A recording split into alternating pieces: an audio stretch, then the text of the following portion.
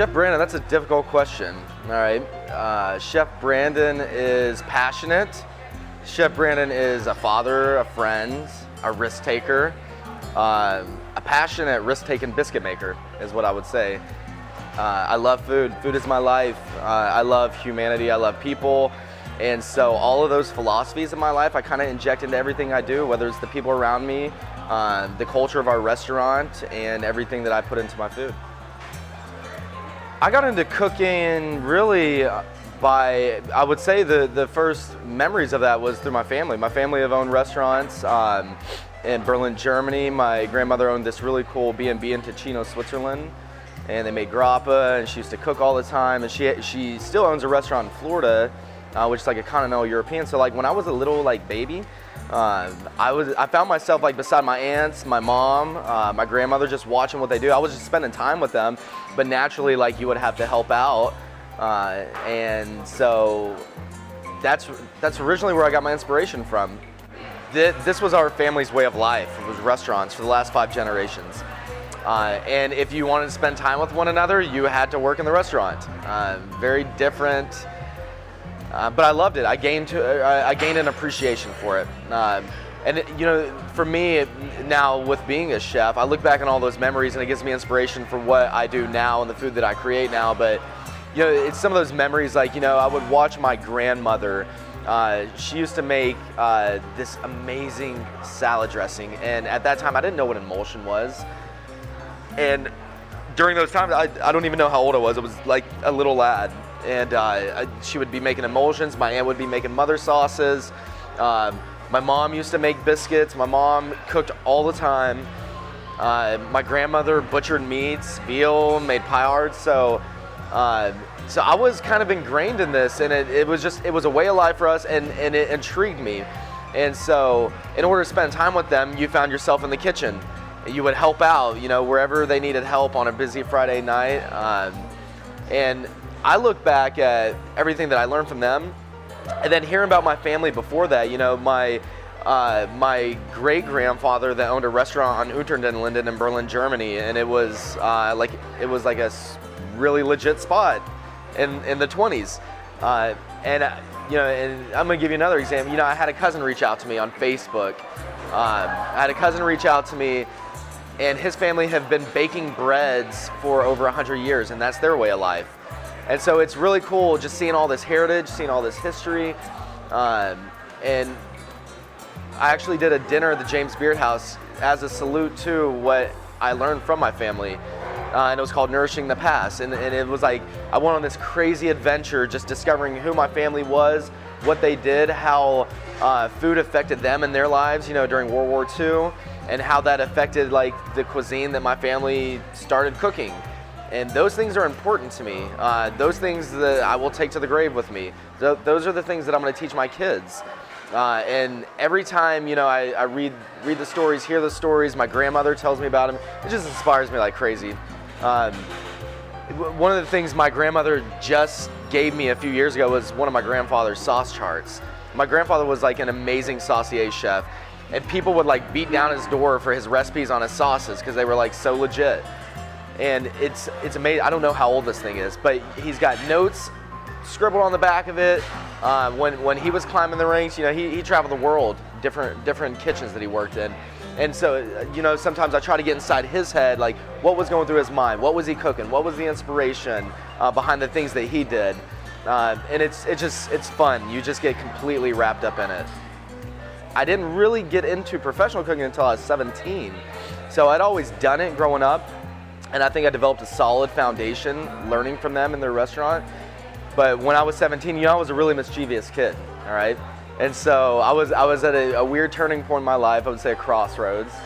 And I was trying to figure out, I was like, you know, I'm an adult now, what do I want to do with my life? At one point I thought I was gonna be a financial advisor, and then I realized that I'd probably jump out of a building if I had to do that. And so I actually lucked out and stumbled upon an apprenticeship from this amazing chef in Florida. And I worked with that guy for like 2 years, and that really like ignited my passion. That's really how I got my start.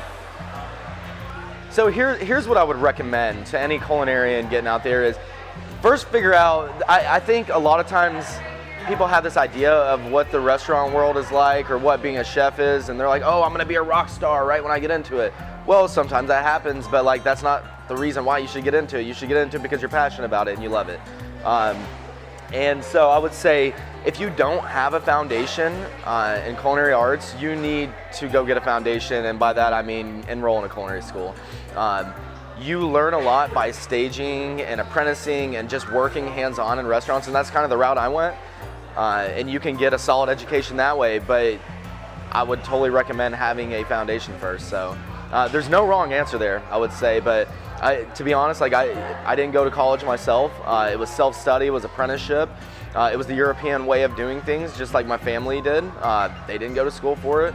And the sky's the limit. It's a constant pursuit of knowledge is what it is. So naturally, if you're passionate about it, you're gonna study it every single day, and you're gonna perfect your technique every single day, and you're gonna commit yourself to excellence.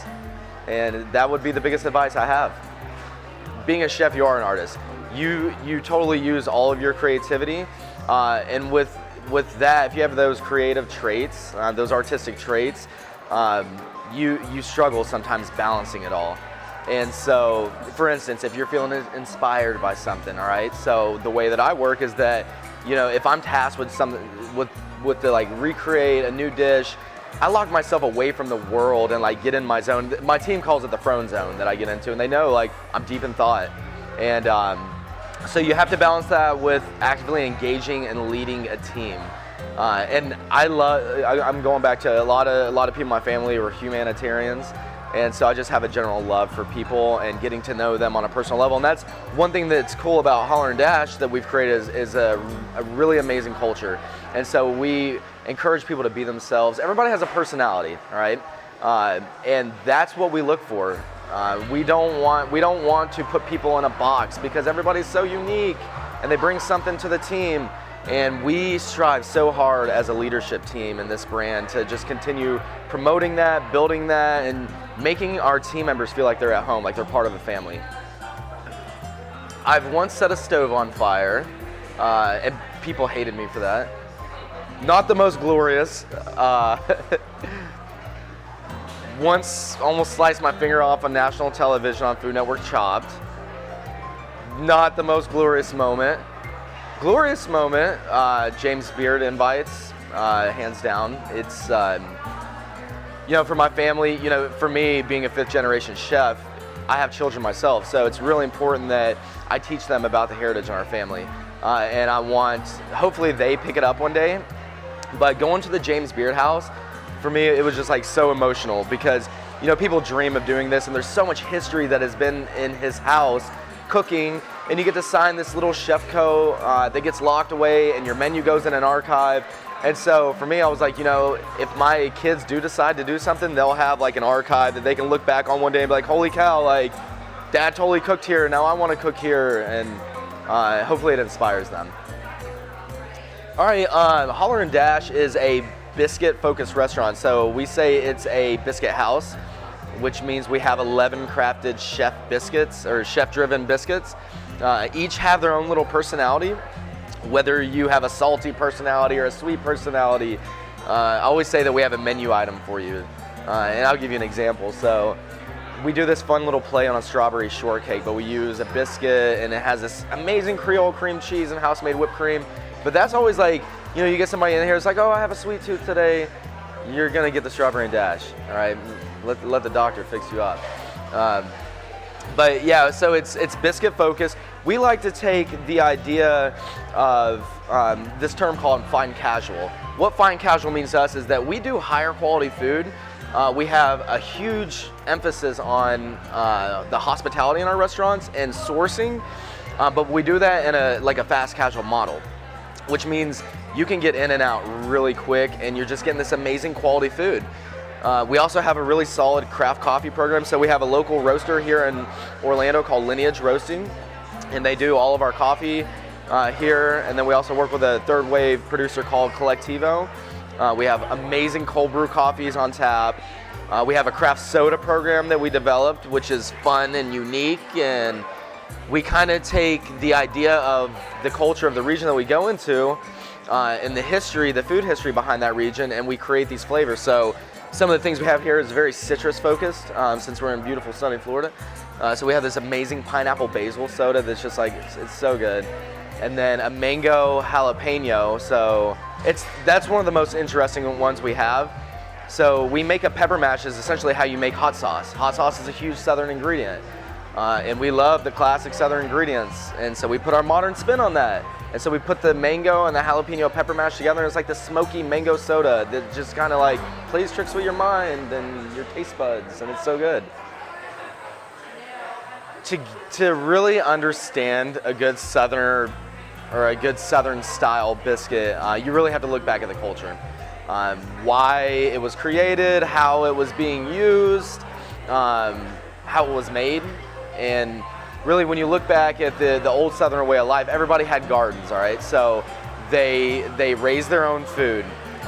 They would preserve what came out of the garden by pickling, or what they call put up.